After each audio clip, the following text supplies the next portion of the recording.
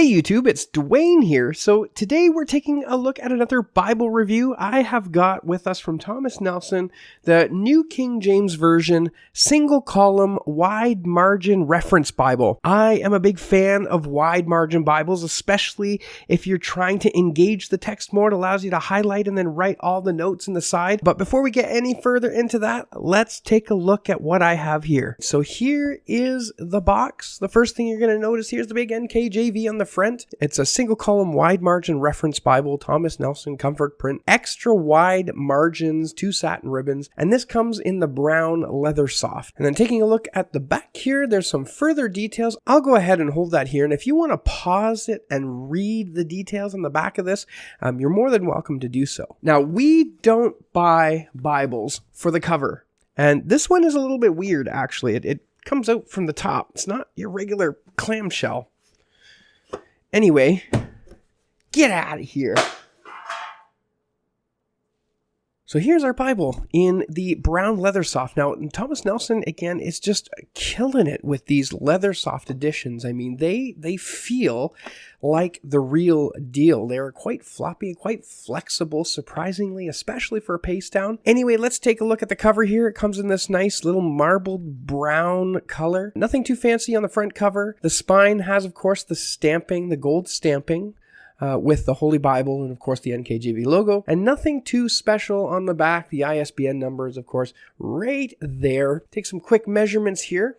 We're about 6 3/4 of an inch. The height, 9.5 inches. And then its thickness, we're at about 1.5 inches thick. Almost exactly there. So let's go ahead and take a look at the inside here. First of all, this is a paste down liner. We've got our dedication page, our title pages, okay, and of course that leaves us with the copyright page. I'll go ahead and show that to you. This is in fact printed in China. I know some people have an issue with that. Others don't mind. If you don't mind, this is a great Bible for you. If you do, there's other options. Now is the table of contents, and then the preface to the New King James Version. I'm going to go ahead and give a little kudos to Thomas Nelson for this one. They've actually included the entire preface and not just the abridged version that you often see. I think they should be putting the whole thing with every Bible. I just think it's an important thing to be able to read through what they're thinking and sort of the translation philosophy. But that's another video. But after that, we get straight into the text. So our Old Testament, and the first book here, the first book of Moses, called Genesis. And you'll see right away that this is the single column reference with the references on the inside margin. I love that. Most Bibles that are wide margin, in fact, I think all Bibles that are wide margin should have the references in the inside margin because nobody likes to write on the inside margins. The regular notes, the NKJV footnotes are there in the bottom with the references on the inside. And then you have this very generous outer margin. I'll measure that. That outer margin is about 1.5 inches. You get 1.5 inches of margin space. Now the top margin and the bottom margin, you don't get a whole lot of space, but you know what? I'm not really that upset with that because you get a tremendous amount of space in the margin on the outside. Now let's take a quick look at the poetry sections and see what they do there. So there's your Psalms. Okay, it has poetic setting. Poetic setting in a single column reference is just, it's meant for that, right? I mean, it just looks beautiful on the page, just like that. Anyway, the other things that you're going to notice right away as we flip through this is that the chapter markers are in sort of a bold red ink, and then the paragraph headings are also in a red ink as well.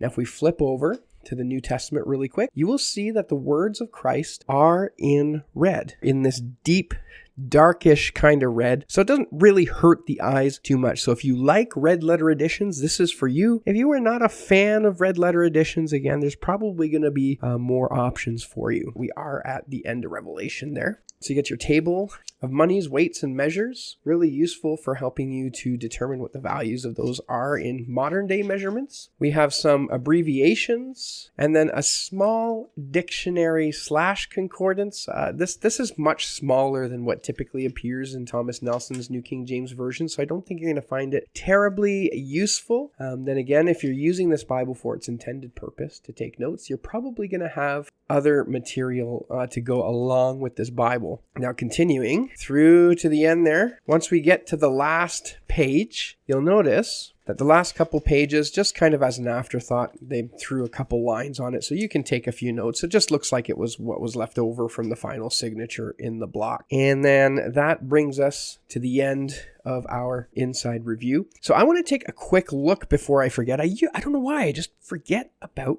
the ribbons. The ribbons. Take a look at these ribbons. It comes with a gold and a brown ribbon. They are, of course, double-sided satin. Thomas Nelson is known for, I think, having some pretty decent ribbons, unlike some other publishers that should remain nameless. Either way, one last thing I want to take a look at with this edition is it comes with gold gilding all around. Beautifully done, evenly done, and again, it has an overall nice sort of luxurious look to it. So I think it's a great looking Bible. The font size I think is pretty decent. It's an 8.5 point font. Now there has been a little bit of criticism with this Bible, and a couple other Bible reviewers have noted that the pages are not actually line matched. Now let's take a look at that. I did not really notice it at all. Actually, I didn't notice it at all. It wasn't bothering me. It wasn't distracting or anything. And again, the purpose of this Bible is to write in it and to highlight things and to really mark it up, right? The fact that it's not line matched, maybe some people might find that annoying, but I don't think that's really going to sway an opinion to purchase this Bible. So what do I think of the wide margin single column reference? One, I'm a big fan of single column references. They're just easier to read. I prefer them over a double column text. It's paragraph style, again, for reading. I just prefer that. Some of you may prefer that. Some of you might not. That's okay. But you get that nice wide margin, 1.5 inches of margin space on the outside. And I absolutely love the fact that they put the references on the inside margin. I wish that every reference Bible had the references on the inside margin. That's just perfect, because you know what? Nobody likes writing on the inside margin. Am I right? Go ahead and leave a comment below. Tell me below, do you like to write, or do you even in your wide margins use the inside margin? Let me know in the comments below. So the question is, will I buy this Bible? Would I buy this Bible? I would absolutely buy this Bible. Now, the ticket price on the box, I think, is $59.99, but I just saw it on Amazon.com for $41.99 as of today on March 13th. That's when I'm recording this. Hopefully we'll get that up a little sooner than later. It's just a very good wide margin Bible. Again, I like wide margins, and I think if you're the type of person who likes to write in them, then this is for you. Anyway, brothers and sisters, I hope you found this review useful and helpful. Until next time, we'll see you around.